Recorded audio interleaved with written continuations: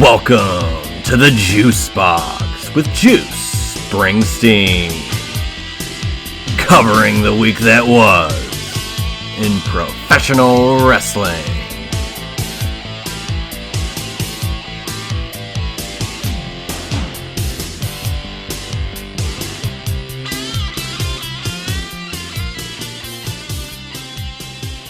And hello everybody, and welcome once again to another edition of The Juice Box with Juice Springsteen. I am Juice Springsteen. Once again, we are here for the AEW Full Gear Predictions Show. Doing it solo this go around, but I don't believe I will be alone for the next AEW one. We'll probably have one or two guests coming in to the fray for that, but be that as it may, it is just yours truly here for AEW Full Gear. 13 matches on the docket. We're going to dive into each and every one of them. But first, follow me on Twitter at JuicySteen, on Instagram at Juicy Wrestling Closet, at JuicySteen on YouTube. And, of course, you can listen to this show on Amazon Music, juicysteen.podbean.com. And if you do happen to listen to the show on Spotify or on Apple Podcasts via iTunes, leave a rating and review. That does help the show grow. Stunningly enough, this is the 7th edition of AEW Full Gear. It's pretty remarkable that we've gotten to this point. It's, one of the first shows that happened in the AEW lineup. The first one, of course, took place in 2019. So this is a legacy show. This is a, big four, maybe big five show, because you'd consider All In, All Out, Double or Nothing, and Revolution is probably your biggest shows of the year. And Full Gear definitely is one of those tentpole events. And man, I remember that first one, Jon Moxley, Kenny Omega, unsanctioned, lights out match. You had the Cody Rhodes, or rather Cody, Chris Jericho match for the world title, where if Cody didn't win, he could never challenge for it again. Just a lot of stuff that is crazy to see change since the first incarnation of Full Gear. Santana and Ortiz defeating the Young Bucks.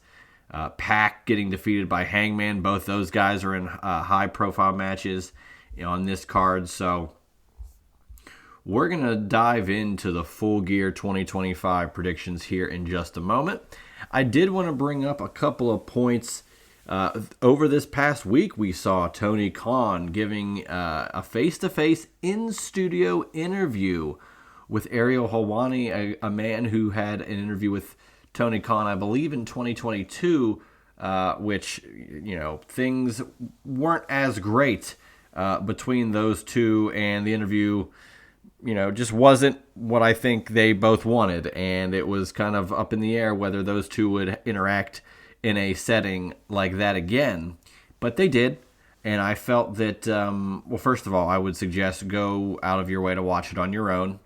I would say form your own opinion on that interview and, come up with your own conclusions. But to me, personally, as an outsider, I enjoyed the whole thing.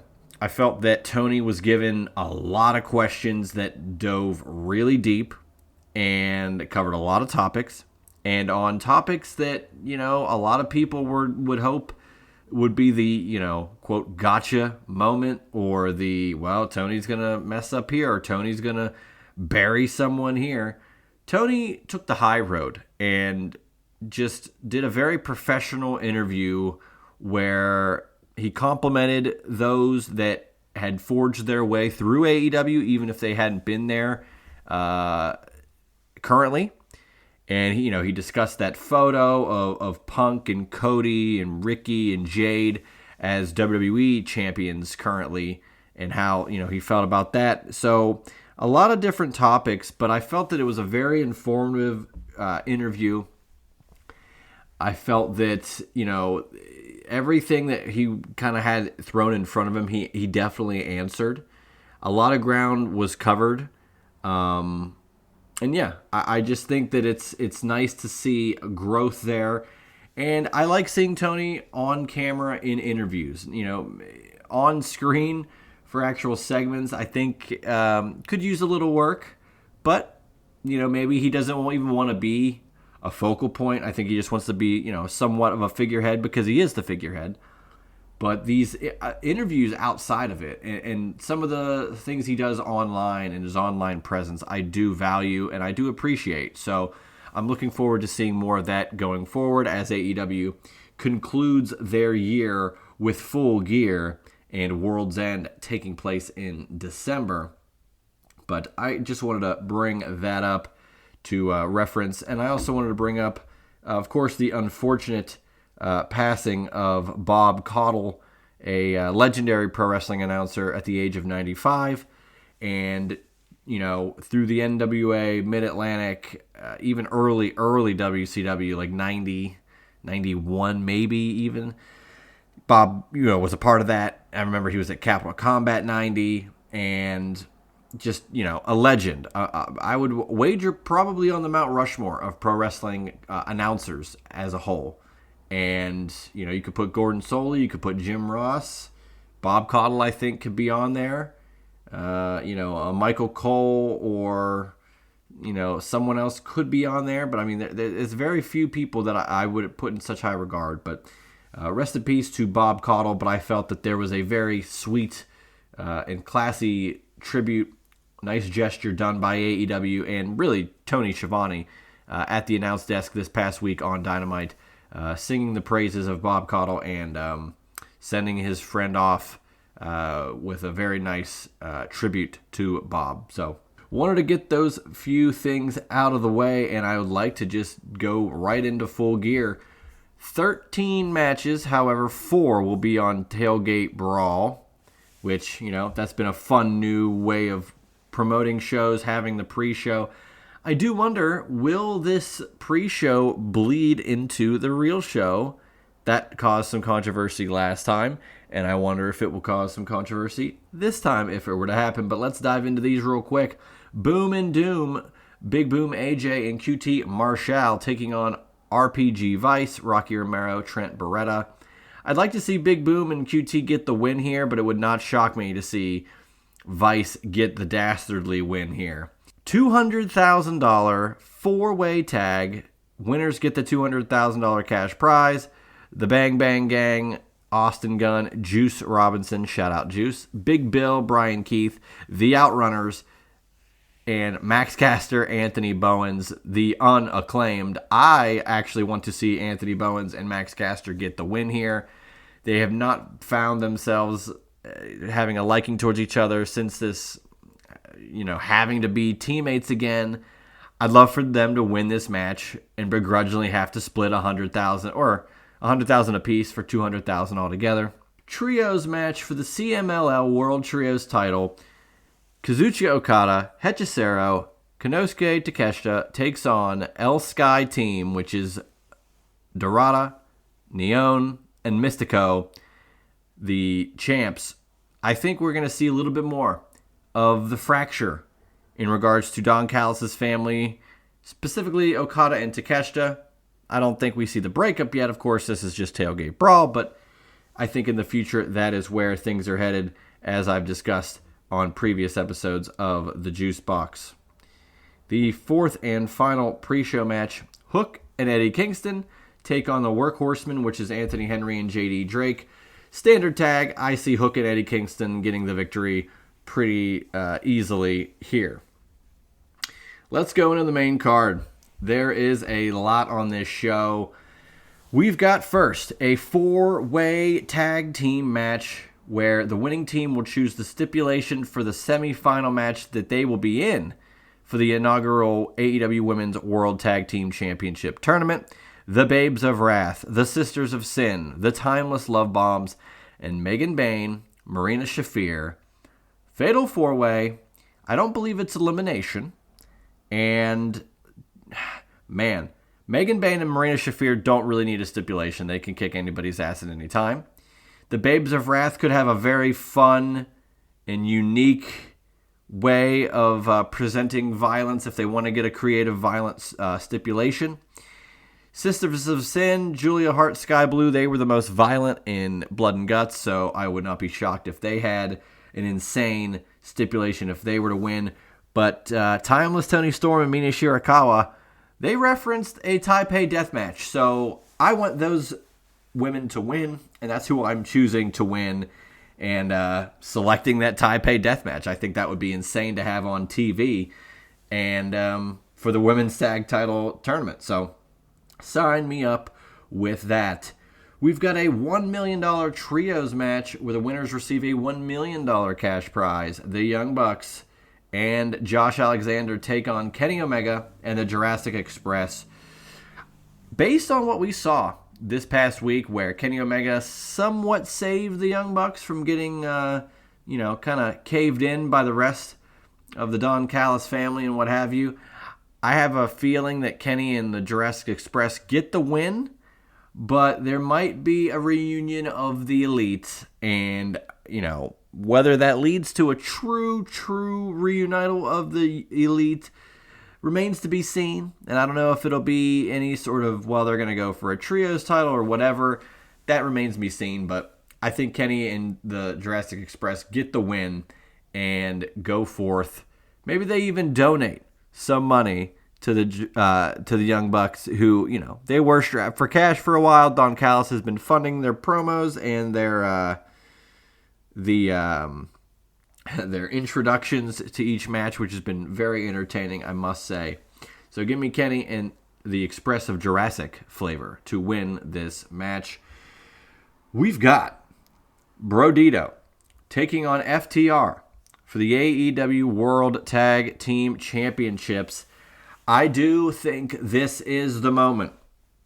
I think FTR win the tag titles here, and I believe that we are beginning the course of collision, all puns intended, for the end of the year, World's End in December, where we could get Cope and Cage versus FTR for those tag titles, or at least the potential of that return. I think, that could the trigger could be pulled now. I think this is the moment to do it. I think give FTR the championships, and Cope and Cage getting one more run by defeating FTR is the way to go about it, especially since they were taken out from FTR. So I'm hopeful that that's what we see. FTR should win this match and the World Tag Team titles.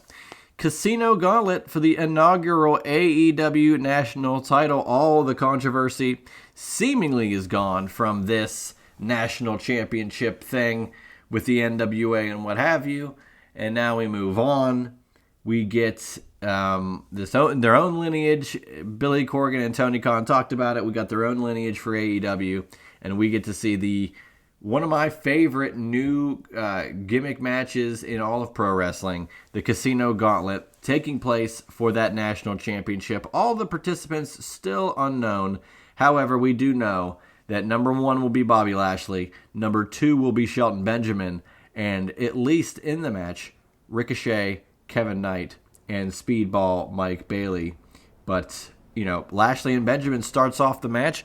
The match could end very quickly. It is, first pinfall gets it, people coming in at random intervals. I love the Casino Gauntlet match, and the intrigue, the surprise factor. Looking forward to seeing who they plug and play in that match for this new title.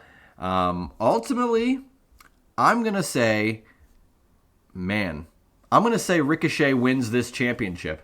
I think Ricochet, being the heel, I think it's the perfect opportunity to begin a title reign of this magnitude, to give it to a guy like Ricochet. I think it's perfect heel heat, and it'll get people talking for sure. So sign me up for Ricochet as national champion. We've got Darby Allin versus Pac, one-on-one. I've been wanting this match for a very long time, ever since Pac returned, and Moxley, the blood and guts thing with Pac throwing Darby Allin off the stage through a flaming table, and just all the stuff that's led up to this point, I think we're going to get a great match. And ultimately, I'd like to see Pac get the win. I know that Darby getting the receipt by winning the match after getting thrown to the table would be interesting, and more often it's going to be the likely option, but I like Pac winning. I think Pac winning could really help his stock rise a little bit, especially within the Death Riders, as maybe Jon Moxley is getting phased out, but we'll talk about that in a little bit. So, man, I want Pac to win. I'm going to stick with Pac. I have a feeling Darby Allin's going to win, though. But, hey, we'll see. We'll see what happens. These guys are kind of just in the middle. They're having their own sort of violent feud in between nothing. You know, no one's going for a title, and they're kind of just not meddling, but having their own little feud in the middle of everything else currently happening within AEW. A lot of moving pieces going on, so we'll see what happens, but I'm looking forward to a great actual match in ring, I'll tell you that. So, give me Pac to win the match. We've got another big match here. Jon Moxley, Kyle O'Reilly, no holds barred. Man, Kyle O'Reilly has gotten the best of Jon Moxley over the last few weeks and months. And if they really want to, extricate Jon Moxley from the proceedings, I think Kyle O'Reilly should win this match. He made Jon Moxley submit and give up at Blood and Guts, and Mox lost the title at All In Texas, and things have been going downhill for him. And now with the no-holds-barred match, it's easier for me to buy that Kyle O'Reilly could win a match like this on pay-per-view. So I'm going to take Kyle O'Reilly to win this match, this no-holds-barred match against Jon. I think that we are going to continue to see Moxley, get disrespected and be looked at as a loser, a quitter. How are you going to be the leader of the Death Riders when you can't win matches, etc., etc.? Give me Kyle O'Reilly to win this match, which I think, honestly, because it's on pay-per-view, it's such a high-profile match, I think is kind of an upset. Even though it's been leaning this way due to how it's been booked with Kyle getting the upper hand, I think it's still an upset. Above all else. So I'll take Kyle O'Reilly to win in this no-holds-barred match. I'm sure we'll see some shenanigans. I'm sure we'll see some interference. But by who? I'm not sure. Kyle Fletcher versus Mark Briscoe. No DQ for the AEW TNT title. If Briscoe loses, he will be forced to join the Don Callis family. Here's the thing. I think the Don Callis family is too bloated as is, right? I think that adding someone is too much.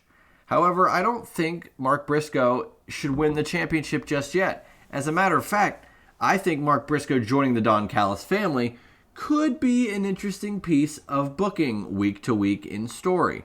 So I'm kind of leaning towards Kyle Fletcher retaining and getting some more challengers going forth for that AEW TNT title, whoever that may be, whenever that may be. So I think ultimately I'm going to take Kyle Fletcher to win this match, retain his championship, and then we find some way to, get Mark Briscoe in a suit. He'll be in the Don Callis family, and I want to see it in regards to, he'll win matches because he's a good wrestler. But he has to be dressed a certain way and act a certain way because he's under Don Callis. I want him to, because I think Mark Briscoe's he's an outstanding citizen. He's a normal looking, nice guy, law-abiding citizen that now he has to join the dastardly worst man on planet Earth, Don Callis.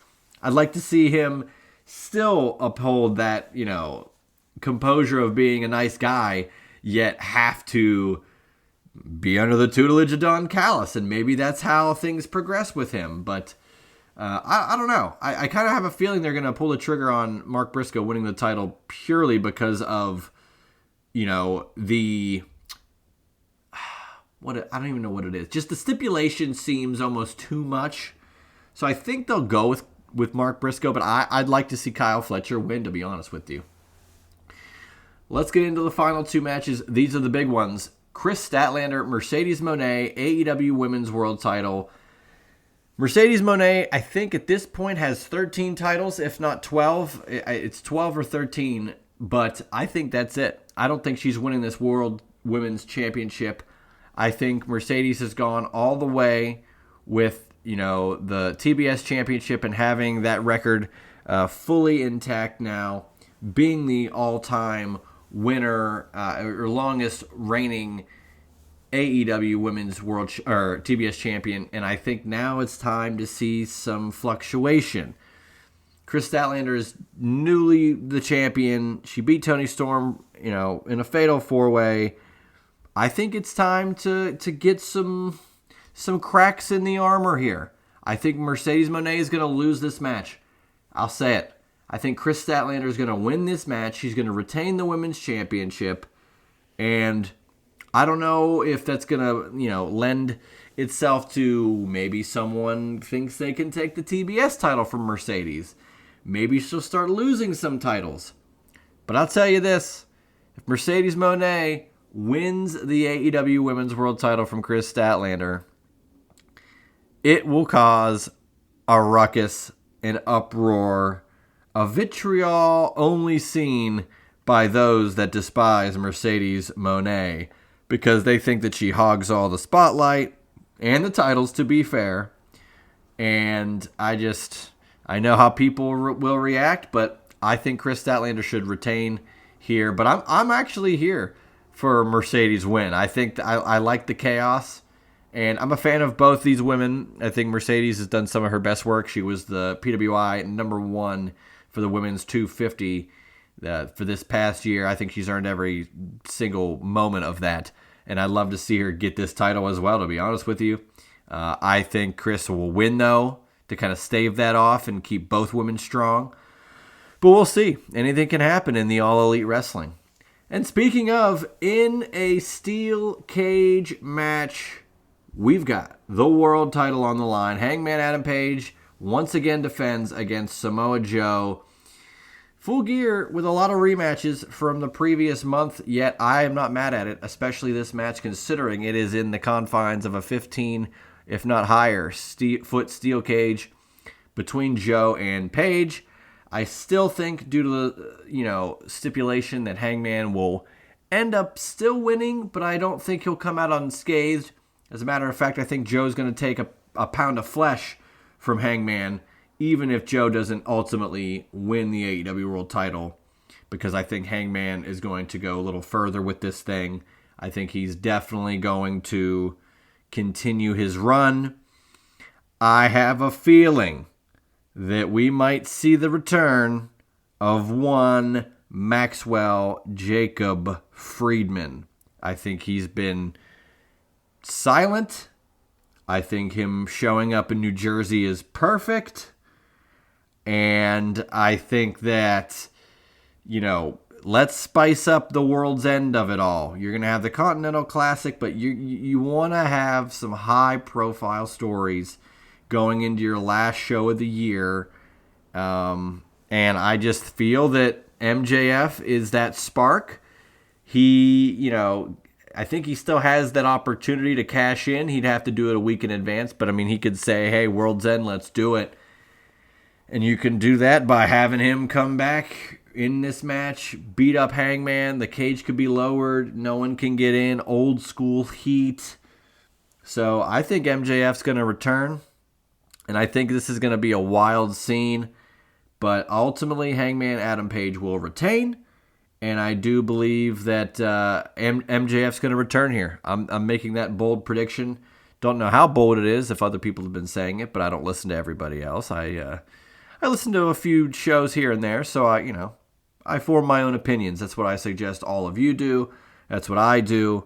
Luckily, this world, this community, this space, whatever you want to refer to it, lends itself to the openness and wide open nature of having an opinion, forming your own opinion, being able to disagree with other people's opinions without tearing them down, which is what I like to do, is avoid tearing others down. I'd rather just push my, opinion out there and see what other people think. And if they disagree, that's great. Tell me why. And we can have a banter, because I think banter is, the real fun of this whole space and this whole adventure that is pro wrestling, and analyzing it from top to bottom as I do right here in the Juice Box. So 9 matches on the main show, 4 on the Tailgate Brawl. I think this is going to be a very fascinating pay-per-view. I think it's kind of underrated, to be honest with you. I really do. And I don't know. I'm looking forward to seeing what actually takes place. We're going to see a new inaugural national champion. We could see, a new women's world champion. I think we're going to see new tag champions. So there's a lot going on, and I'm looking forward to watching it, as I'm sure all of you are as well. Tomorrow night, 8 o'clock, HBO Max on pay-per-view. Looking forward to it. Newark, New Jersey, in the Prudential Center. I think it's the third AEW pay-per-view at the Prudential Center and Full Gear at this venue, which is pretty unique. I know friend of the show, Andrew Baydala, will be in attendance, so that'll be real cool for him to get to see that show. This show is also presented by DC, which is a pretty interesting note. It's the first AEW pay-per-view presented by DC Comics, as they join up, link up, having the partnership that they do. But looking forward to this show. As always, we've got this show, and then next week we've got Survivor Series, so look for that show in your feeds next week. But ultimately, I'm going to run it down. I think it's going to be Chris Statlander, Hangman Adam Page, FTR, Kenny Omega, Jurassic Express, Ricochet, Kyle Fletcher, Pac, the Timeless Love Bombs, and Kyle O'Reilly as the winners here at Full Gear. And as always, you can follow me on Twitter at JuicySteen, on Instagram at Juicy Wrestling Closet, at JuicySteen on YouTube, and you can listen to the show on Amazon Music, Spotify, Apple Podcasts, JuicySteen.podbean.com. Please subscribe to this show if you can on Apple Podcasts or Spotify or on YouTube. And if you do listen to the show via those final 2, Spotify and Apple Podcasts, via iTunes, leave a rating and review. It does help the show grow. I appreciate the support out there. Follow me on Twitter along for the ride this weekend. We've got the show. Pay-per-view tweeting is some of my favorite stuff. You got instant reaction. You got people, going back and forth, and instant love, instant hate. It's all there, and I cannot wait to share it all with you. For Full Gear, for the Juice Box, I am Juice Springsteen. AEW Full Gear predictions, and looking forward to this one, guys. So hope you enjoy your weekend, hope you enjoying the show, and tune in next week for the Survivor Series predictions right here on the Juice Box. That was the Juice Box with Juice Springsteen. Make sure to subscribe to the Juice Box wherever you listen to podcasts.